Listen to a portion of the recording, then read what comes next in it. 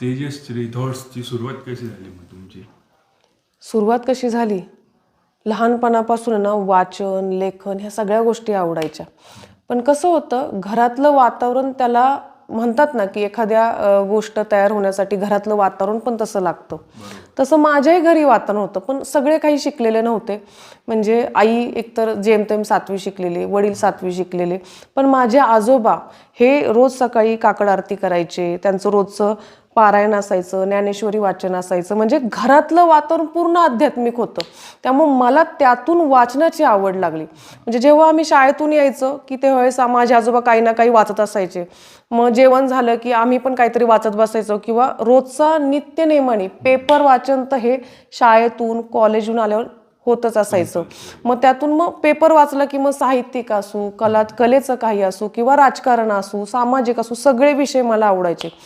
त्यातला अग्रलेख जे यायचा ते मी रोज वाचायचे. मग त्यातून कुठंतरी मग ते विषय जे बाहेरच्या देशातले असतात किंवा चालू घडामोडी असेल ते वाचण्याची सवय लागली.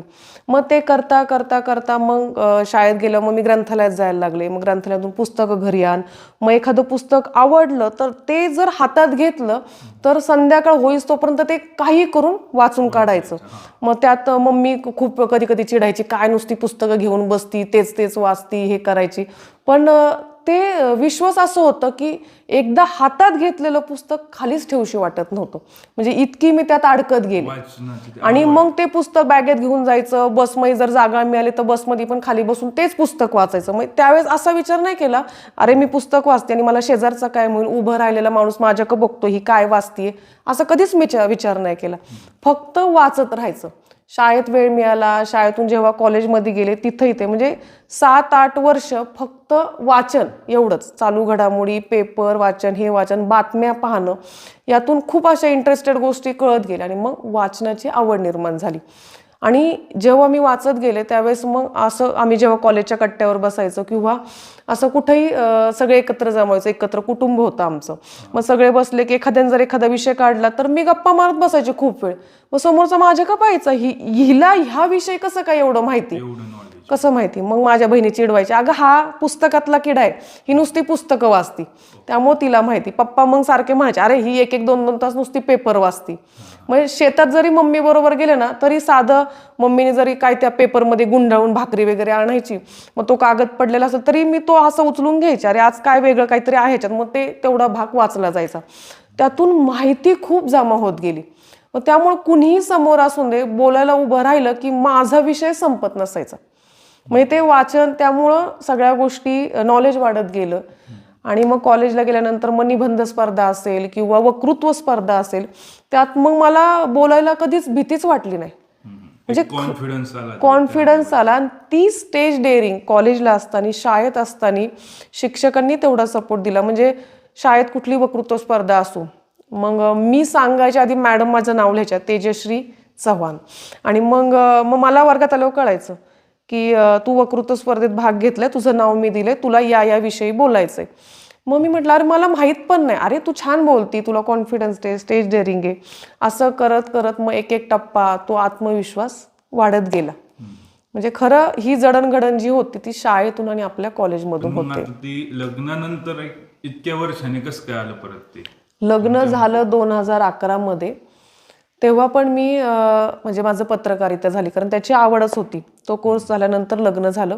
आणि लग्न झाल्यानंतर मुलं बाळं, त्यात मला राजकारणी फॅमिली मिळाली, आध्यात्मिक फॅमिली मिळाली, म्हणजे सगळ्याच गोष्टी. मग आणि मी त्या घरात मोठी सून म्हणून, त्यामुळे जबाबदारी ही सगळी अंगावर पडली. आणि माहेरचं कसं असतं की वेळ मिळाला की वाचन करणं, वेळ मिळाला की आपल्या आवडीच्या गोष्टी करत राहणं. पण कुठंतरी त्याला म्हणतात ना की एक थोडासा फुल स्टॉप नाही म्हणता येणार, एखादा स्वल्पविराम लागला गेल्या सगळ्या गोष्टीला, छोटासा. हा. पण मनात कुठंतरी हुरहुर असायची की अरे आता माझं वाचन कमी पडलंय, हे पडलंय. पण यात मला एक खरं सांगूशी वाटतं, आमचे साहेब म्हणजे माझा नवरा, त्यांना मी साहेब म्हणते, तर त्यांना एक पहिल्यापासून सवय की ते सकाळी नाश्ता आणि वर्तमानपत्र, म्हणजे त्याचं आणि आमचं नातं काहीतरी वेगळंच. म्हणजे तो मला कुठंतरी म्हणता येईल की एक देवानेच ठरवून दिलेलं हे नातं असेल की माझी आवड किंवा माझा छंद हा पुढं जोपासण्यासाठी त्यांचाही तेवढाच वाटा म्हणावं लागेल. सकाळी नाश्त्याला आम्ही दोघं बसलो की मस्त पेपर त्यांचा एक सकाळ आणि मी महाराष्ट्र टाइम हे 2 पेपर आमच्या घरी यायचे.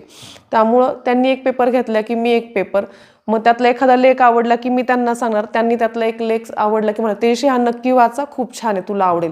म्हणजे ते नातं कुठंतरी आमचं तिथंही घट्ट होत गेलं. म्हणजे दोघांना आवड आणि सकाळी 1 तास फक्त त्या वाचनात आमचा जायचा. मग ते 1 तासाचं वाचन इतकी ऊर्जा देऊन जायचं की दिवसभर मग मी हे वाचलं होता, ह्यात आपल्याला अजून छान काहीतरी वाटतं, अजून वाचलं पाहिजे. मग मन कुठंतरी शोधत राहायचं. त्यावेळेस काय व्हॉट्सअप वगैरे नव्हतं, पण पेपर वाचन व्हायचं. मग कुठं बाहेर फिरायला गेलो की येताना मग ते हे घेऊन यायचे, साप्ताहिक असायचे त्यावेळेस सकाळचं वगैरे, ते घेऊन यायचे. मग मी आपली जेव्हा वेळ मिळेल तेव्हा वाचत राहायचे.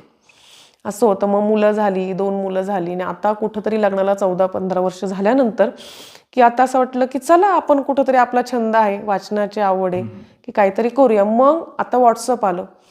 मग मी व्हॉट्सअपवर ज्या एखाद्याचा वाढदिवस असेल किंवा एखादा फोटो मला आवडला, मी कुठं गेले, तिथं ते जुन्या आठवणी आपल्या जाग्या झालेल्या असतात, त्याबद्दल मला वाटलं की चला आता काहीतरी लिहावं. मग मी व्हॉट्सअपच्या माध्यमातून लिहायला लागले. आणि जेव्हा मी ते व्हॉट्सअपला ते पोस्ट करायचे, मला खूप छान छान सगळ्यांच्या प्रतिक्रिया यायच्या. पॉझिटिव्ह की अरे तुझं लिखाण छान आहे, तू छान लिहित जा. काही म्हणायचे अरे या फोटोला मी त्या अँगलनी पाहिलंच नव्हतं आणि तू त्याच पाहून. आणि किंवा एखाद्याला असं वाटायचं अरे माझ्या मनातही विचार आला, पण मला काय वाटलं नाही की ही गोष्ट लिहिण्यासारखी आहे, पण तू छोटी होती. पण मी समज आता मध्ये मी फोटो पाहिला की एक आजी कुरड्या करत होती, तर तिचं ते कुरड्या करताना मी तो फोटो असाच काढला. माहेरी गेलो ते राहिला आणि एका आजीने कुरड्या करत होती, मग तो फोटो काढला आणि मग त्या कुरडईवर मी लिहिलं होतं की ती किती कुतूहलाने ती कुरड्या करते. मग माझं बालपण मला आठवलं. मी शाळेतून आल्यावर आई अशीच, आम्ही तिला म्हणायचो परीक्षा झाली आता आपण करूया. मग आम्ही सगळे मिळून टेरेसवर कुरड्या करायचो, सांडगे, कुरड्या. त्यात किती आनंद होता.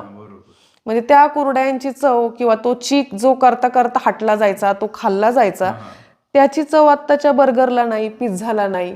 किंवा जी आई ते किती कष्टाने हटायची, की तिचं ते सौंदर्य किंवा ती किती कष्टाने त्या कुरड्या करायची. म्हणजे सगळ्यात कठीण काम ते म्हणलं जातं, पीठ घेरायचं, गार होण्याच्या आत त्या कुरड्या घालणं गरजेचं असतं. नाहीतर मग आनंद जर ते घट्ट झालं तर आईच्या आम्ही शिव्याच खायचो. मग तेही मला आठवलं. मग मी त्याच्यावर लिहिलं. मग माझी मैत्रीण म्हटली अगं खरंच की आपल्या लहानपणी असं होतं तसं. मग तिच्याही आठवणी जागरूक झाल्या. तिने मला खास फोन करून सांगितलं तुझं ते वाचलं, मलाही माझ्या आईची आठवण झाली. म्हणजे अशा लोकांकडून मला कमेंट्स यायला लागल्या.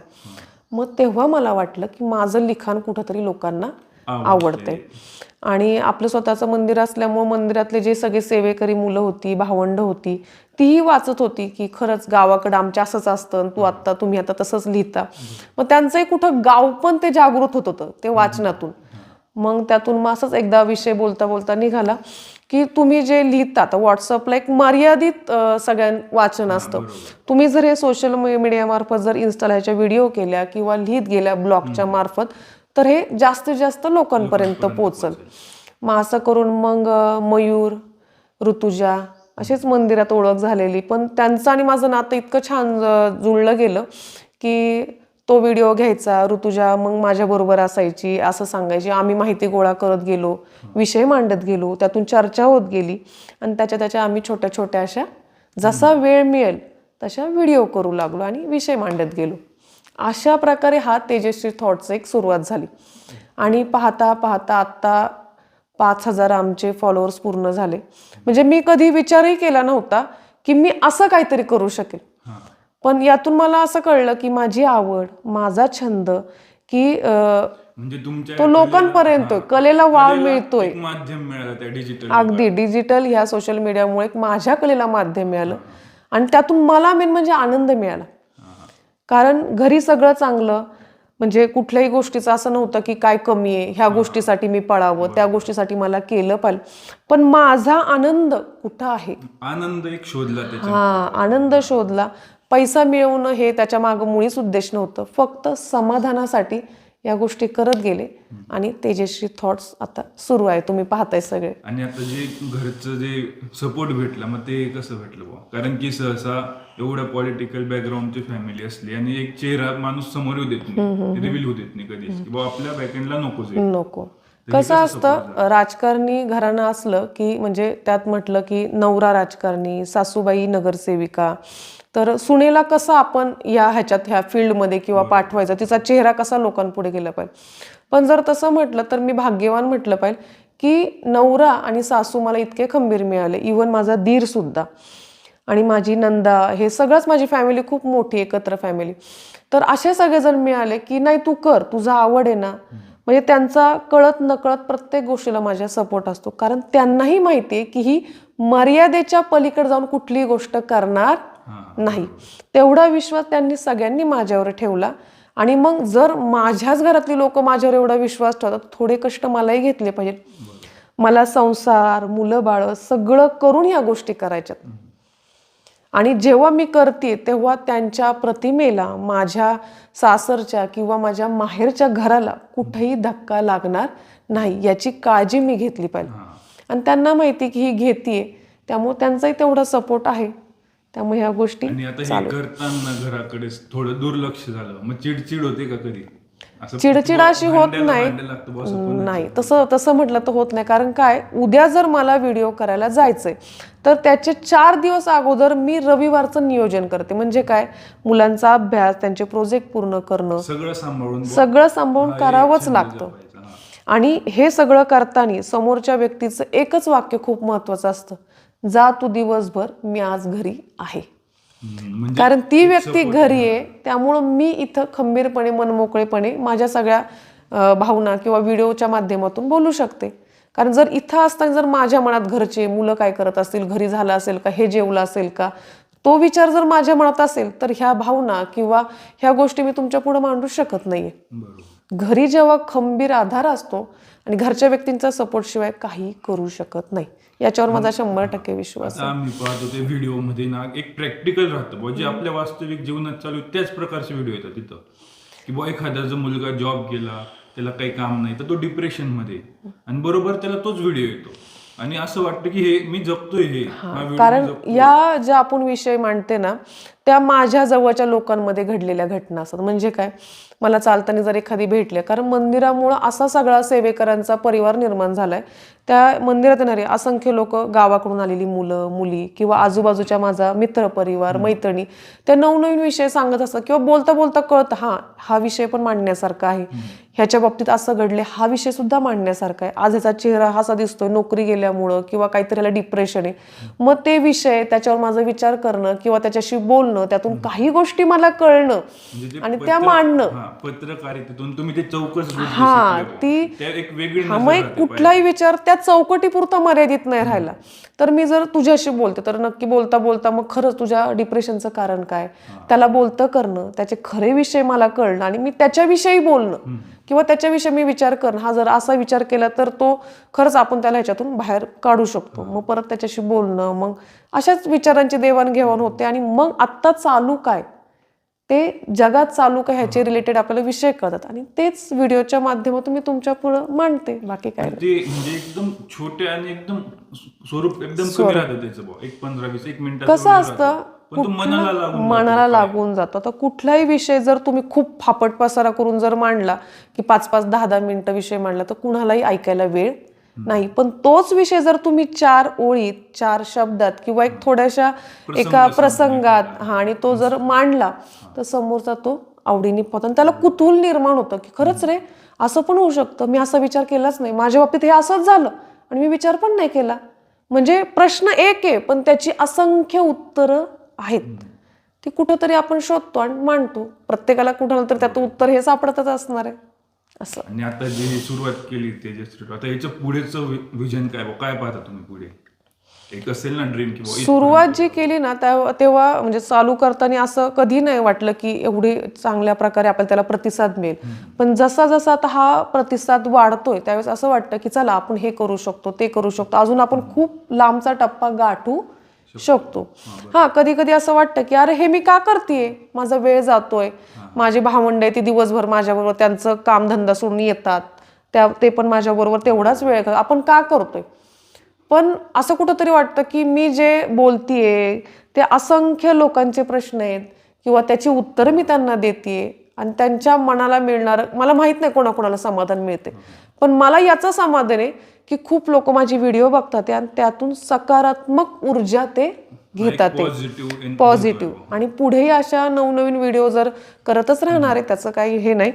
पण जरी चांगला रिस्पॉन्स मिळाला तर अजूनही जे मला करता येईल, म्हणजे समाजसेवेच्याच भावनेने, त्यातून दुसरं कुठलंही उद्दिष्ट नाही, तोच प्रामाणिक हेतू राहणार आहे आणि चालू राहणार आहे सगळं. पण आता एखादं आपण काही कुठलीही गोष्ट चालू केली तर एक मनी एक हे राहते, पैशाचे एक प्रत्येकाला ओढ राहते. अगदी आता तुम्हाला याच्यात काही मिळत नाही, एक रुपये आपलं हे अगदी बरोबर, अगदी बरोबर, तरी पण आपण फक्त कलेसाठी कलेसाठी करतो. मग ते त्याच्याकडे काय पाहतो, म्हणजे काय एवढं त्याच्या मागे मेहनत काय, एक तर आवड छंद म्हणून करतोय, पण जर माझ्या आवडीला, माझ्या कलेला, माझ्या भावंडांच्या कलेला जर पुढून मला विचारणं आले की नाही तुम्ही करू शकता का, आमचं पॉडकास्ट करू शकता का, किंवा मुलाखत घेऊ शकता का, तर व्यावसायिक दृष्टीने पण मी याच्याकडे पाहू शकते. म्हणजे माझी कला व्यावसायिक पण होऊ शकते, पण तिला किती व्यावसायिक करायचं हे माझ्यावर आहे. एवढाच हेतू आहे, बाकी काही नाही.